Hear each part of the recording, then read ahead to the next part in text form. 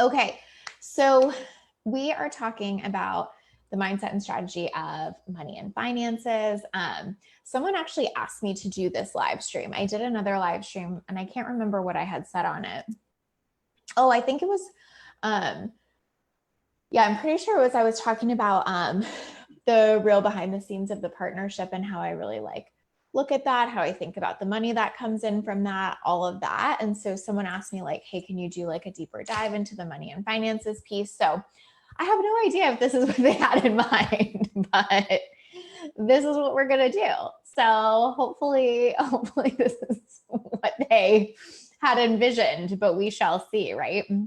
But basically what I'm going to talk about today is some of the mindset behind it, some of the strategy behind it. I feel like I have a really clear view on some of this because I'm doing the partnership process, meaning like I'm super able to see the behind the scenes. Like every one of my clients is reporting revenue, profit, and stuff like that to me every month. So that's super helpful. I feel like I have a good eyesight on that. I'm also going to talk about like how I think about things in that way. And yeah, like definitely how to think about finances in your business, but I'll just share a little bit about how I think about it outside of business as well, because I feel like that's something that doesn't get talked about a ton in this space too, where it's like we're so focused on like the making of it. Sometimes we forget to talk about what we do with it after. And I feel like I kind of have some maybe like different thoughts than the industry does. So I'm just going to share those. Feel free to take what resonates and leave the rest as always, but hopefully it will be helpful.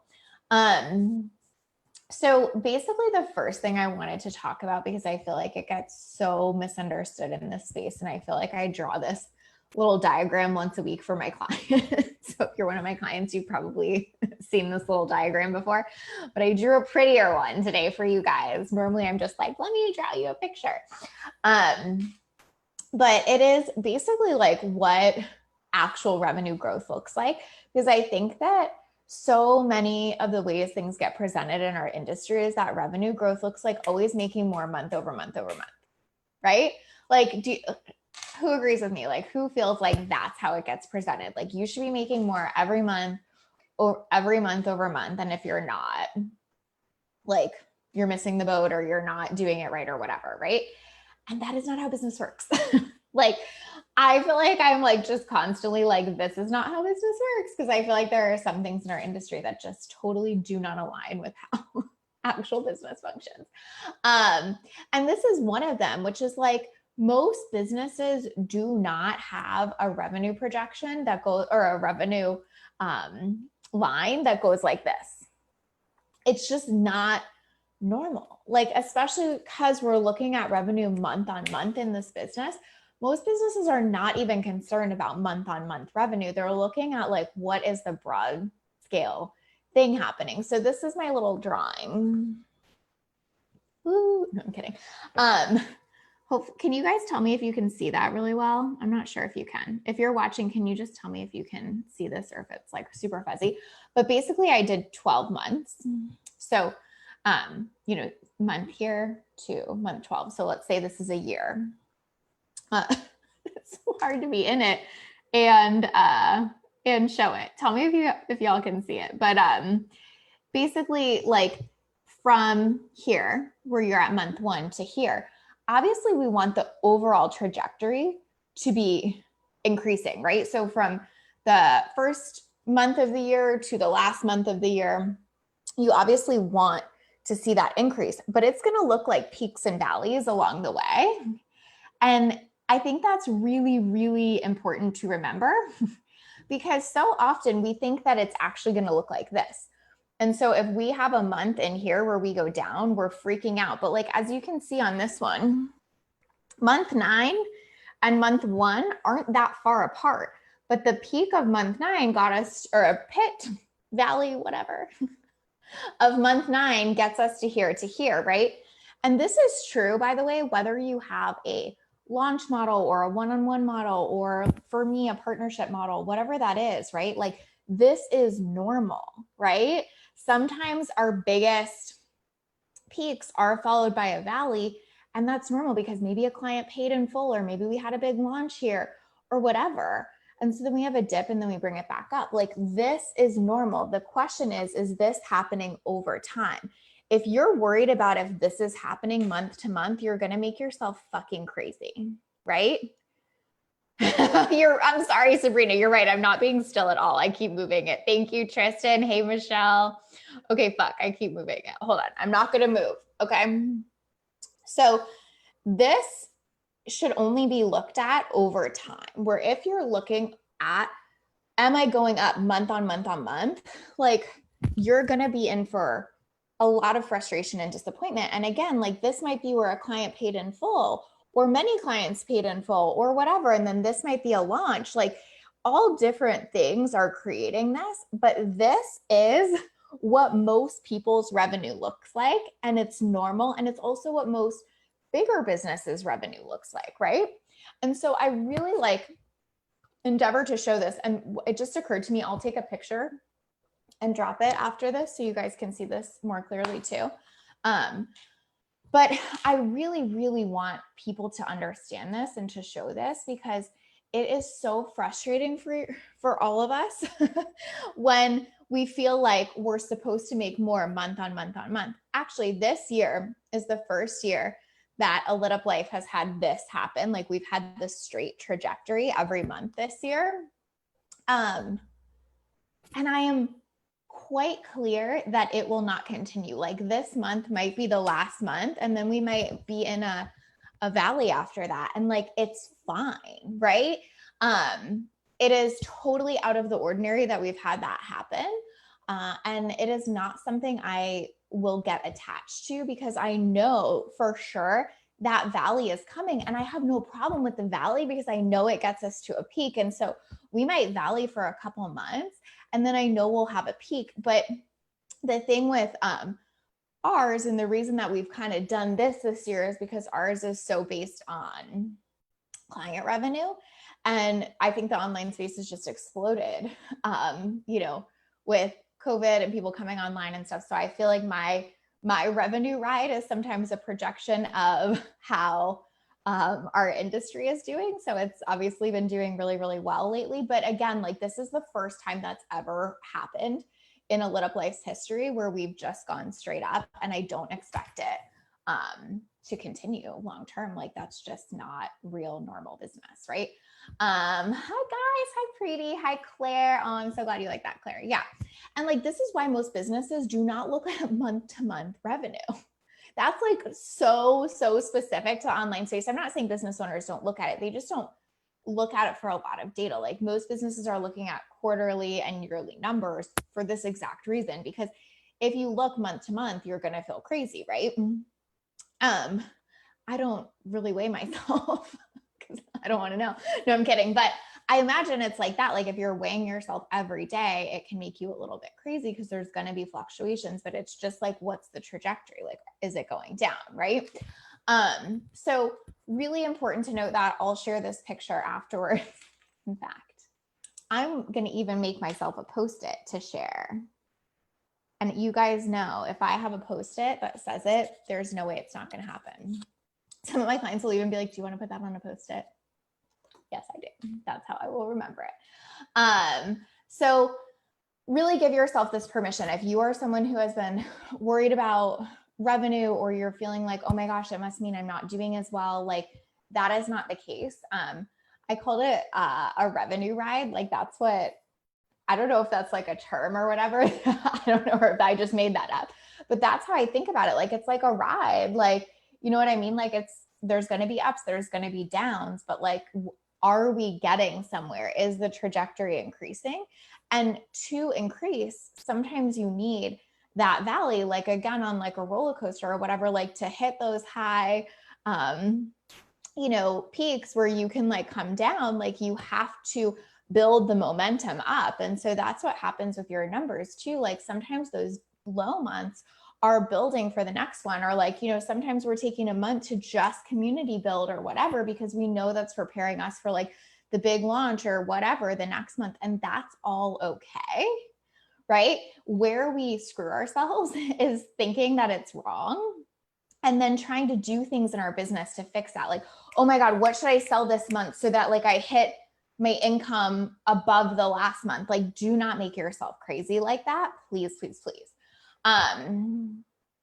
So hopefully that piece helps. What else do I want to talk about? I also want to talk about how the thing that will make that not so intense, like the thing that will make this not feel so intense when you're in those valleys, look, share pick.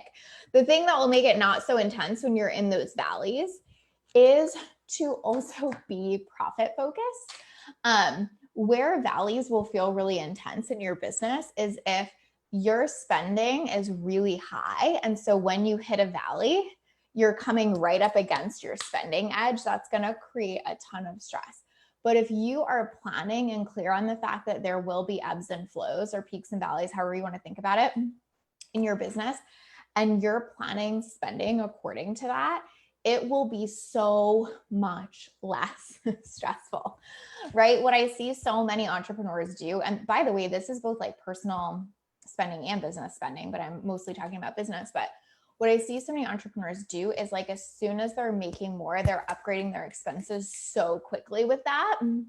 And so what happens is they're doing it based on like, oh, I made whatever, 12K this month, so I'm always going to make 12K so I can spend it that. Oh, I made 15K this month, so I know I'm always going to make 15K. I do believe in energetic minimums where like, once you get over 10K, like you might just feel like there's a number you're never going to go below. And like, certainly I have like minimums that we're always at, but it doesn't mean that like once you hit a number that you're always going to hit that number. Like even my clients that you're making millions and fully believe in energetic minimums, they're not making more month over month. It just, that's not what's happening, right? Like there's almost like a thing about that doesn't make any sense, especially if you're running a launch model, right? Especially if you let clients pay in full, things like that. Like there's always going to be other variables.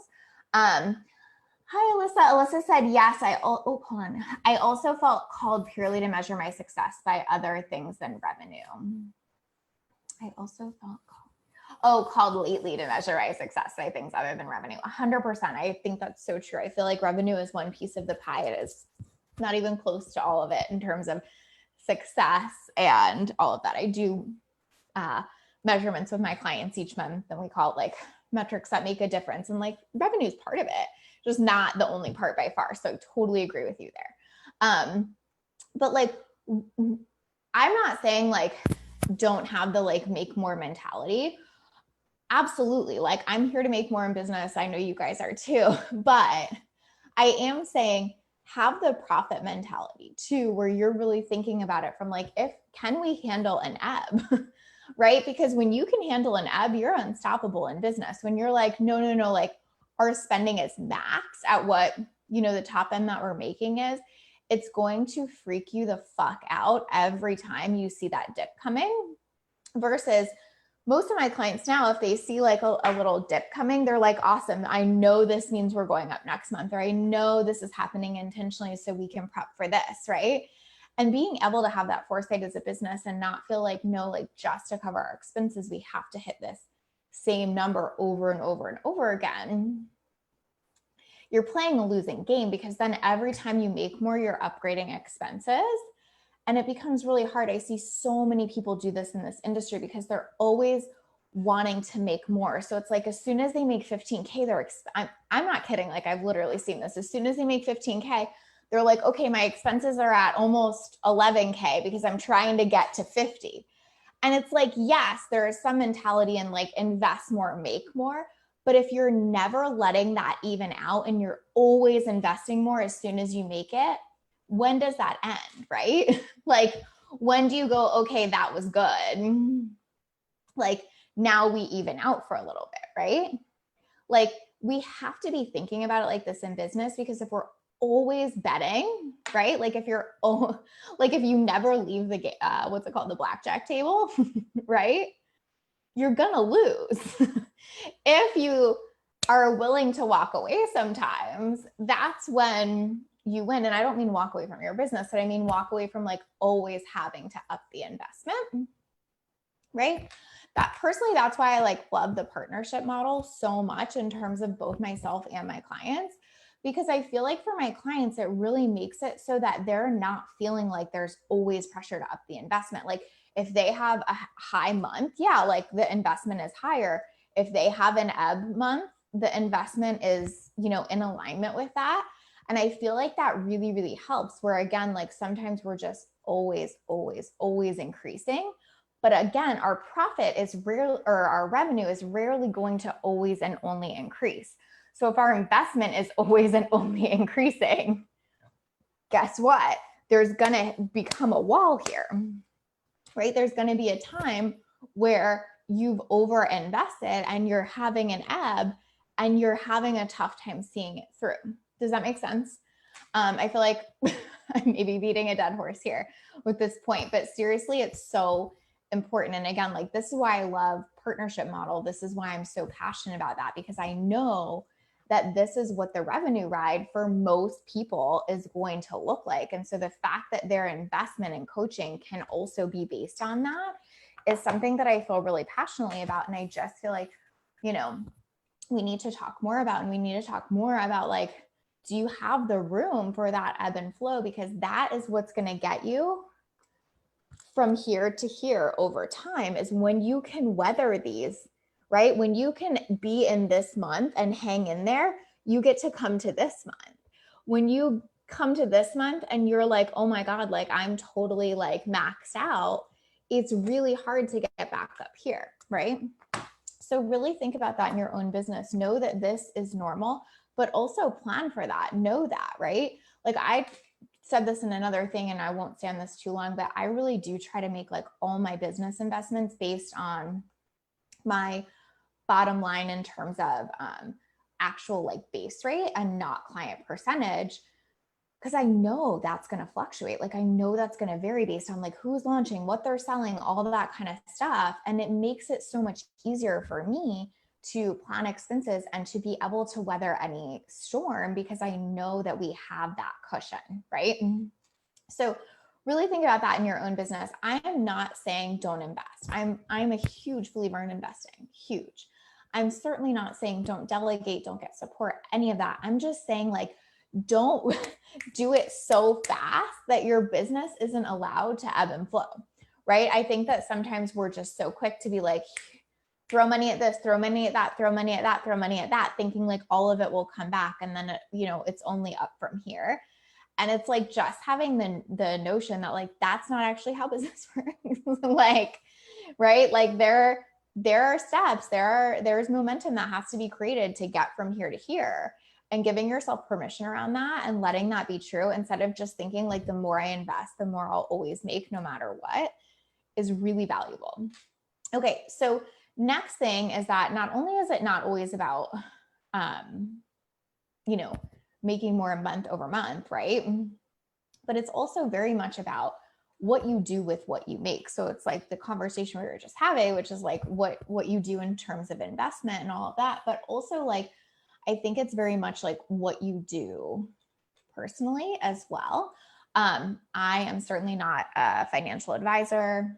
Don't take any of this very seriously, but I do want to say this part because I feel like, again, it's just like not a conversation that happens enough in this industry, which is like, if you do things really well with the money that you make, you will feel a lot less pressure to solve every financial problem by making more in your business. And when you don't have that pressure on your business, you find it much easier to make more. One of the reasons I've been able to do the things that I've done in my business in terms of like testing things, experimenting, innovating, trying new things, all of that, is because it's not just about how much I make, it's about what I'm doing with that money. And I think that this industry is really mostly focused on like make more, make more, make more. And while I agree with like make more, have that be a goal. Of course, we're in business to grow and raise our revenue. I really think there's such a fallacy in pretending that that's the solution to every problem, because all it does is it makes it so that your business feels like a pressure cooker all the fucking time, right? Instead of, and this is something I talk to my clients all the time about, you being able to approach your business as a CEO and you being able to approach your personal finances separately, right? So what I mean by this is like, oh, hi guys. Hi, Jen. You're so welcome. I'm so glad that makes sense. Nikki, it's so good to see you. Yes, made that mistake, right? In terms of like the business has to always pay for or make more to cover more, right? You learn to trust yourself with more money. Absolutely. So like one thing I always talk to my clients about is like, let's just use this as an example. Like say you're the CEO of like a big company, right? And you like need a new car, right? You're not walking into the office that day and being like, yo, mama needs a new car. So like, what are we doing to drive revenue this week? Everyone would be like, right? Like that would make no sense. That would be so weird. Right. And it would be like, why are we making decisions for this company on the fact that you need a new car? Like, what would you do? No, like that would have nothing to do with the decisions you're making in business. Like separately, you would be saving for a new car. You would make the decisions that you made in the business. And when you got bonused out or whatever as the CEO, you would go buy the car. Like they wouldn't even feel connected. Right.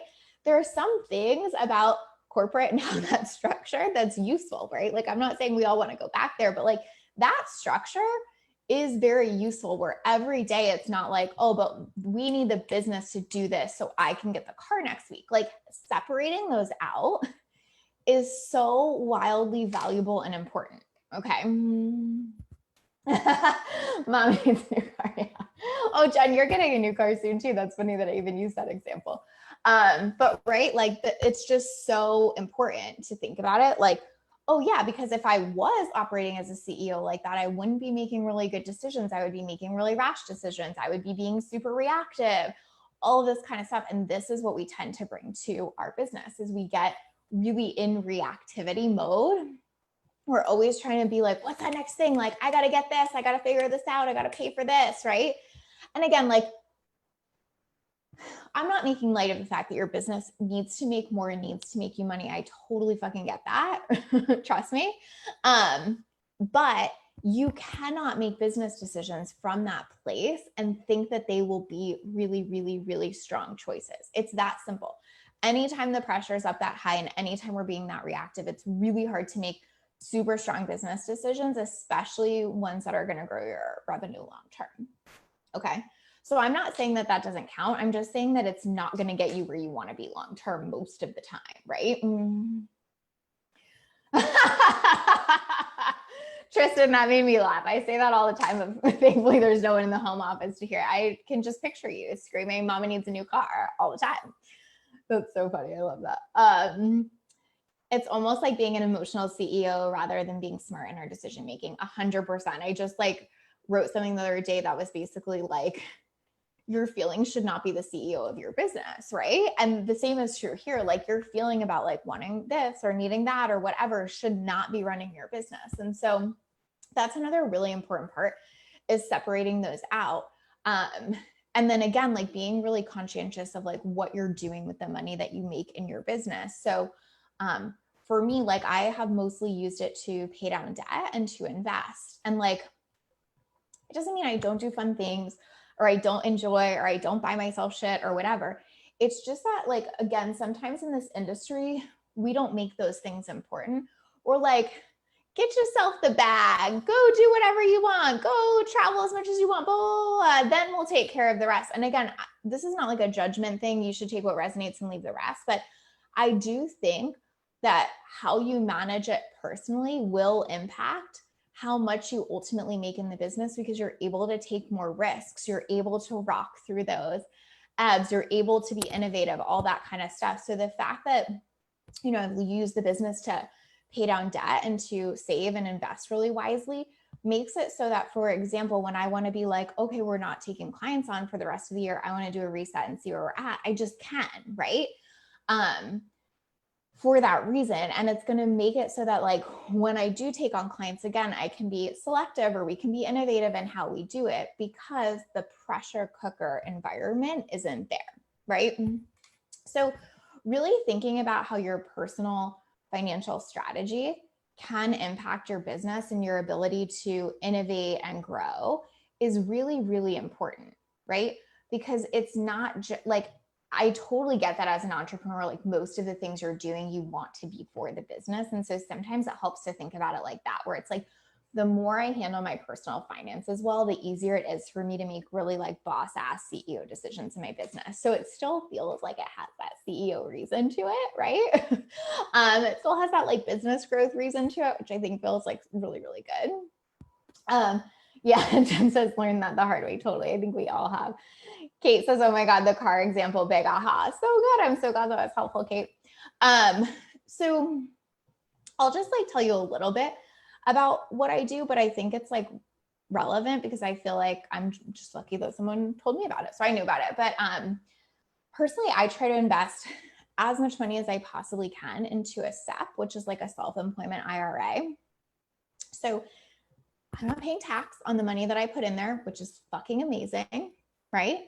And then I'm investing it. So let's just say I'm being super conservative and, you know, I get 7%.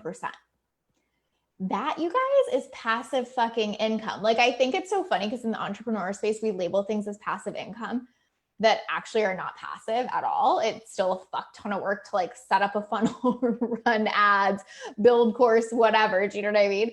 But like actual passive income is that, like, I put a shit ton of non-taxable money in a SEP, I invest it, and conservatively it makes 7%. Like, now, the argument I think that most people have to that is they're like, oh, but like, I want to enjoy that money now. Like the whole like save for retirement thing, I feel like is so not sexy in the entrepreneur world. But when we think about like what we're trying to create with our businesses, we're trying to create like long-term financial freedom and security. Like nothing has given me more freedom, both in my life and to make decisions in my business, than paying off debt and investing wisely. Like, I think we so casually sometimes think that freedom will mean like travel more, like the ability to travel more. And it totally can, right? But I really try to think about freedom in like a much broader scale picture where it's not just like the ability to go on more trips necessarily, but it's like the ability to make whatever fucking decisions I want to make, right? So it may be a trip sometimes, and I totally love to travel, so sometimes it is. Or it might be like a trip after I've maxed out my SEP for that year. Like, you know, because that, like paying off, like I paid off 200K in student loan debt. Paying off that debt is the thing that has created the most freedom in my life because that's not hanging over me. I don't have to think about it. I don't have to worry about it, right? Putting money in that SEP and knowing that I'm making 7% on that, on a compound effect, best decision. Totally takes the pressure off in so many ways. Right? So I really think that some of it is the gift of thinking about freedom in a different way too, where it's not just the freedom of like, what does this money in my business this month get me next month? Right? Like that is totally not thinking about it like this, right? And it's also not thinking about it like, what does long-term freedom mean? Like we get so laser focused sometimes on just the like, what am I making this month and what does it get me next month? Instead of like long-term, what am I trying to do with this business? What is real passive income? What am I doing to set myself up so I am free to make whatever fucking choice I want to make in my business? Say yes to that client or no to that client. Try that innovative thing. Test that thing out. Like really, really a gift that you can give yourself. So this is like not preachy at all, or I'm not trying to come across as preachy at all. You should do whatever the fuck you want with your money. I'm not a financial advisor. But I just do want to present that different perspective because I feel like sometimes it just does not get talked about. Like, you know, I'm again so grateful that like my accountant told me that I need a SEP and that I've been able to like learn about it and see what a good investment it is, like all that, right? Like, so I'm just like wanting to pass that along because I'm grateful for that knowledge and it's been like a real gift in my life. But like I was even talking to one of my clients about this the other day. It's like, I don't math.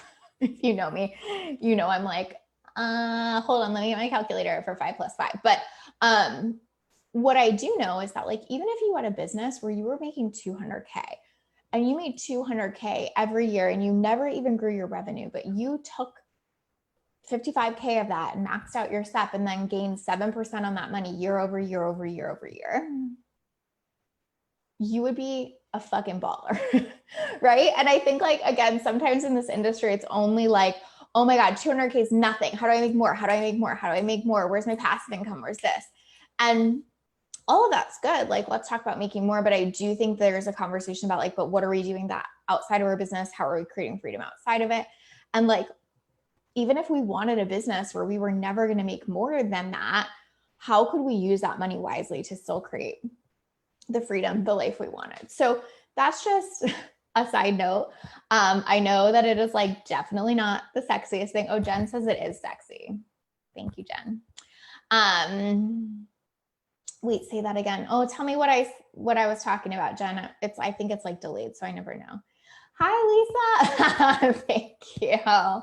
Yeah, Sabrina, totally. At some point I want to retire and enjoy it. Exactly. Like, I think that like, most of us are in this business because we love what we're doing and because we want to secure freedom. And so this is just like a way to think about it in a different way where, it's not always the most fun thing to think about, like paying off debt or whatever. But one thing I will say, and this is definitely something I did, and it's something that I do with all my clients, is like, it can be both. Like, you can pay off debt and do fun things for yourself. I feel like we get so black or white with it sometimes, where like that whole time that I was paying off that $200K in student loan debt, like, do not get me wrong, I was still going on trips, having fun, doing things. I wasn't like every spare penny goes to that, but I was being a lot more fucking intentional about what I was investing in, what things I actually was doing, what was worth it and what wasn't. So like, both can be true. Like, you can be super, super intentional with that, and you can still like do the fun thing, buy yourself something. Like, I do think we need that like short-term reward sometimes. Like, I certainly need that. But I think that sometimes we just get so black or white with it, where it's like, either all my money is going to debt or to savings or, to my SEP or whatever, or like it's all getting spent and I'm like not even looking at that or thinking about it or worrying about it. You know what I mean? And so like, the point I really want to make here today is not now like go open a SEP and then only put money into that and never have fun. Like, that's not the thing at all, but it is like, be thinking about things like that. Like, that is some of the stuff that's sort of like built into corporate that we take for granted and then don't necessarily bring with us into the online space, which is like a 401k, an employer match, things like that. Like, right, like that don't seem sexy as they are tied to corporate, but that really, really are important long-term in your business and can actually give you so much more flexibility and so much more freedom. So like, if you don't have a SEP, look into it, think about it, like think about how it can be both for you. Oh, good. Okay, cool, Jen. Thank you.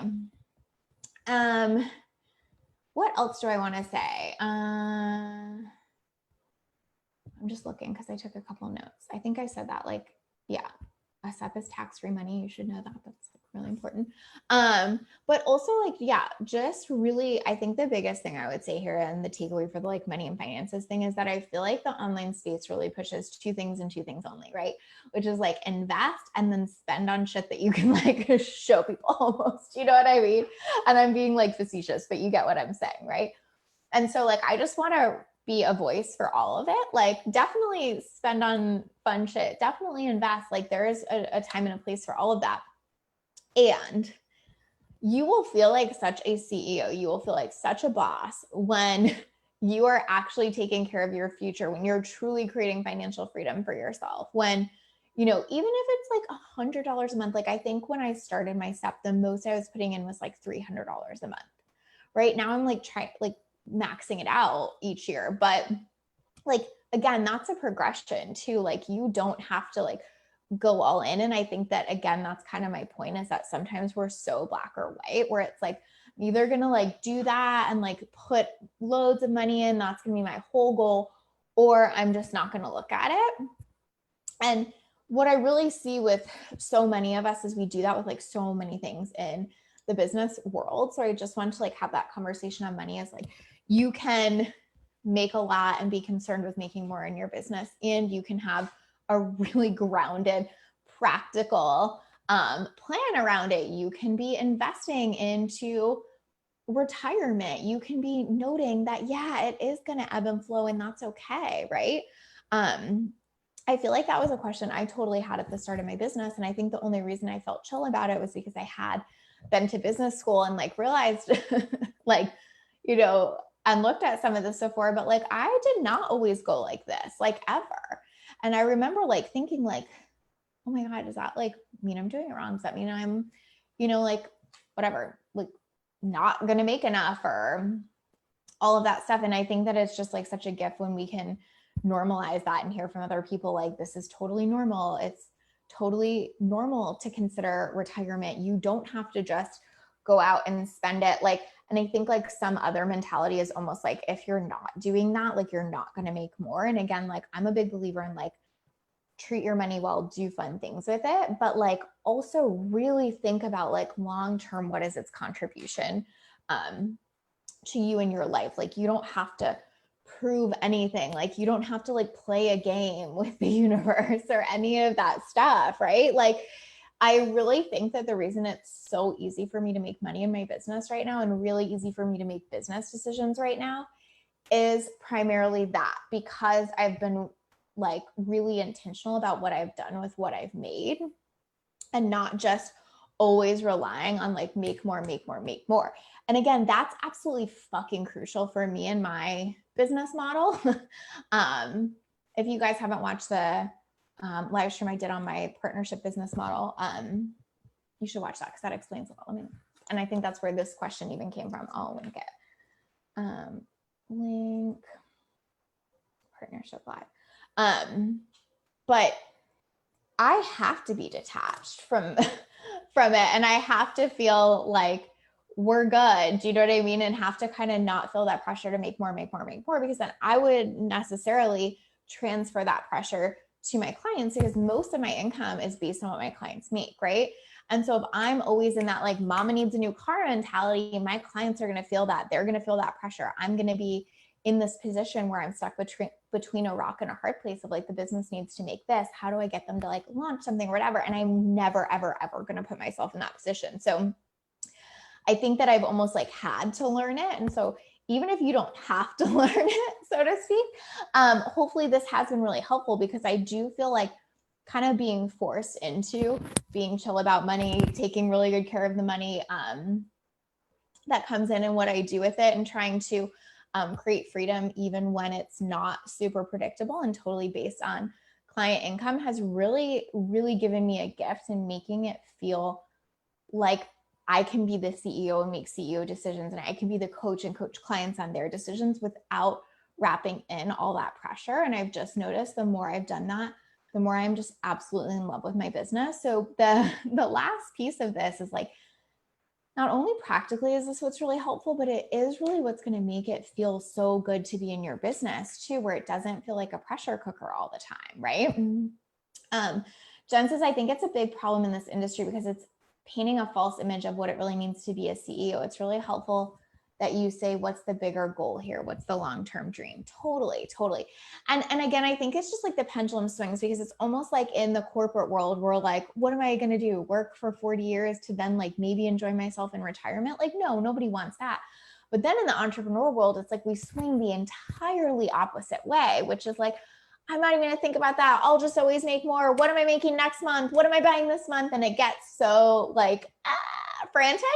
And like both suck, right? Like I don't want to hate my life for 40 years, but I also do want to know that like I can like retire super early and like rock on with my life. So, you know, having both of those and holding both is true, I feel like is like such a gift that you can give yourself in your business. And, you know, just finding the really smart ways to do that. Like, again, I'm like, you know, investing tax-free money into a SEP is like really, really, really effective passive income in my opinion. So just like finding the ways to do that for yourself, like yours might be investing in real estate or just creating a savings account or whatever that is outside of your business. But having that outside your business and knowing you can make more when both of those feel true, like you will feel unstoppable. And so there are some things that were really good about the corporate thing, like I was saying, like how you show up as a CEO, how you are kind of forced into retirement planning, things like that, that are really useful that we just kind of need to pull in here a little bit. And have an abundance mentality, know you can make more, all of that kind of stuff. Like I think I'll just use myself as an example, but it's been such a gift this year when our revenue has gone like that, to both really, really celebrate and enjoy that, and to know that it's not going to last like that forever, and that's okay.